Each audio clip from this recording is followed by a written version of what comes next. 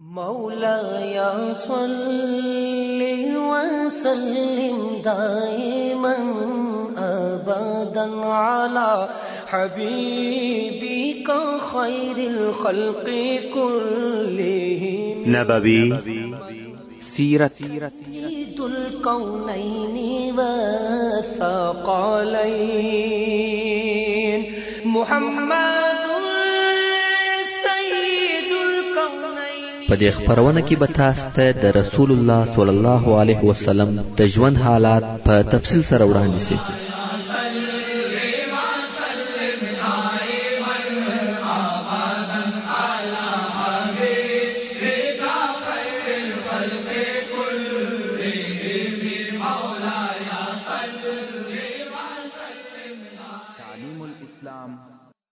أعوذ بالله من الشيطان الرجيم.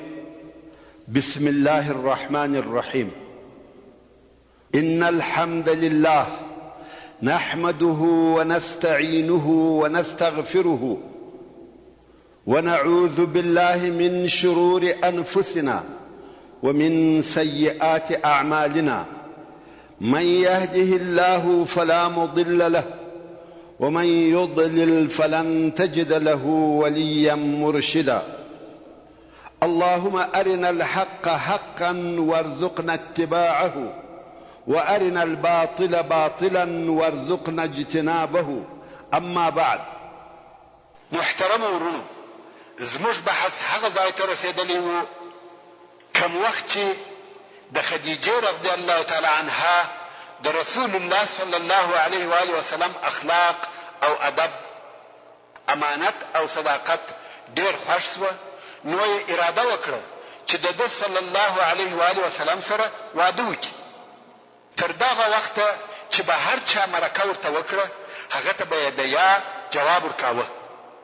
حتی د مکې مکرمې او د قریشو سردارانو مرکې ورته کولې او دې به منفي جواب ورکاوه، ځکه دې رضی الله عنها د مخه دوه واره واده کړی و او اوس یې نوره د واده تقاضا او اراده نه درلوده.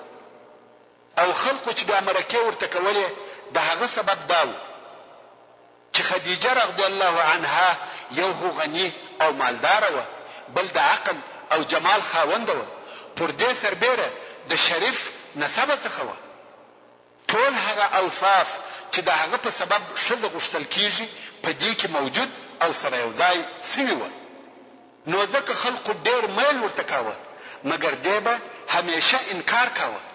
خو کم وخت چې د رسول الله صلی الله علیه و آله وسلم دغه اخلاق او صفات ولیده، نو یې د ده علیه الصلاة وسلام سره د واده کولو اراده وکړه. هلته د دې په ملګرو کې یوه ښځه وه چې نوم یې نفیسه و. دغه ښځه ورسول الله صلی الله علیه و آله وسلم ته ورولېږل چې د ده علیه الصلاة وسلام سره د واده کولو په باره کې خبرې وکړي. نفیسه هم ورسول الله صلی الله علیه و آله وسلم ته ورغله او ورته ویل: یا محمد، ته ولې واده نه کوې؟ محمد علیه الصلاة وسلام ورته وویل: مال نه لرم، غریب یم. نفیسې ورته وویل: ایا د یوې داسې ښځې سره د واده کولو اراده لرې چې مال، جمال او نسب ولري او د دا ټولو خواو څخه پوره وي؟ رسول الله صلی الله علیه و آله وسلم وویل: دا څوک ده؟ نفیسې ویل: خدیجه بنت خویلد. محمد صلی الله علیه و آله وسلم ویل: زما او د خدیجې سره څه؟ خدیجه د مکې و اشرافو ته منفي جواب ورکوي، نو په ما به څنګه راضي سي؟ نفیسې ویل: هغه یې پر ما، هغه به زه راضي کم، ستا قبوله ده؟ رسول الله صلی الله علیه و آله وسلم ویل: هو. نو د دغه زواج یا واده لارې نفیسې سره مرتبې او برابرې کړې او د نکاح تړلو دپاره ورځ وټاکل شوه. او په هغه ورځ محمد صلی الله علیه و آله وسلم د خپلو اکاګانو سره د خدیجې رضی الله عنها و کور ته ورغلی. د خدیجې د نکاح طلب یې د دې د پلار څخه چې خویلد نومېدی وکړي، او څوک وایي د دې د اکا څخه یې وکړي. دغه دوه روایت دي.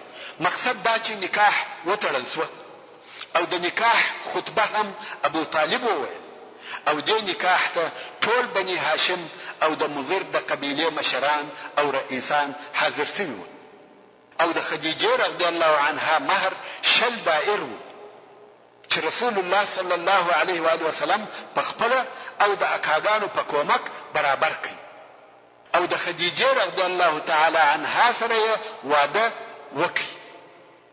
دا نو هغه مشرف ترین او مبارک ترین زواج او واده او دا واده د شام څخه تر بیرته راتګ 2 میاشتې وروسته وسو.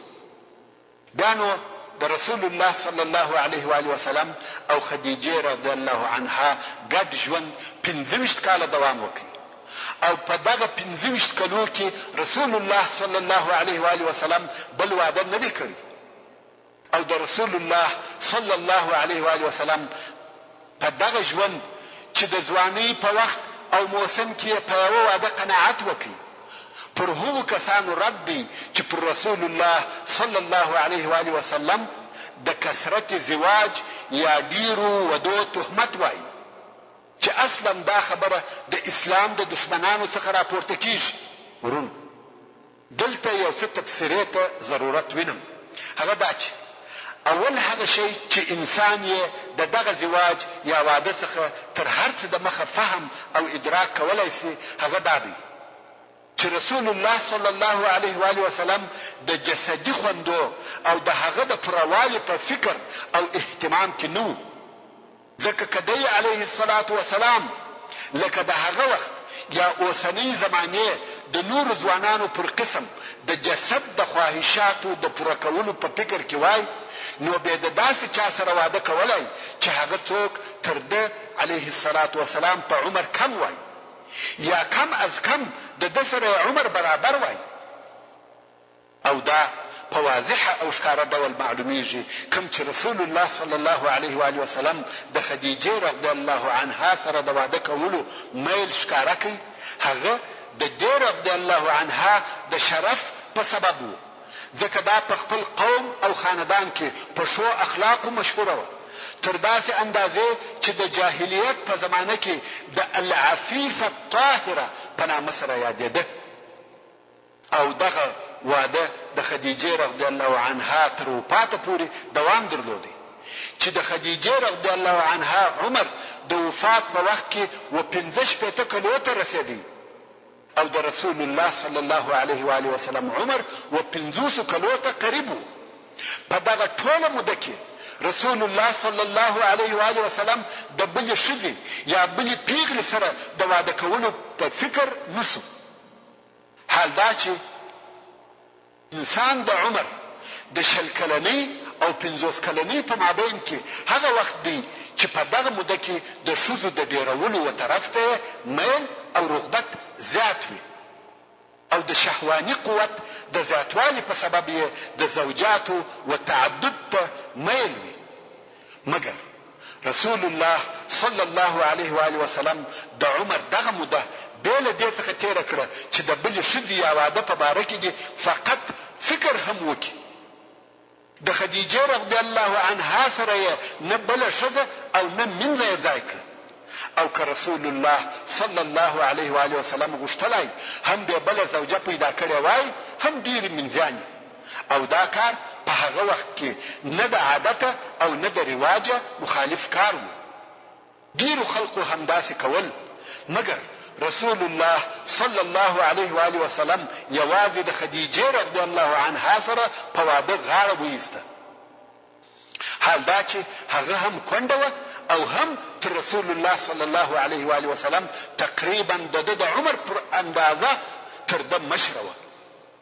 دا هغه حقیقت دی چې دغه حقیقت په بیانولو سره د هغو کسانو وخلو ته لجام او قیزور اچول کیږي چې د دوی زړونه د اسلام سره د حقد او حسد په اور کې سوځي.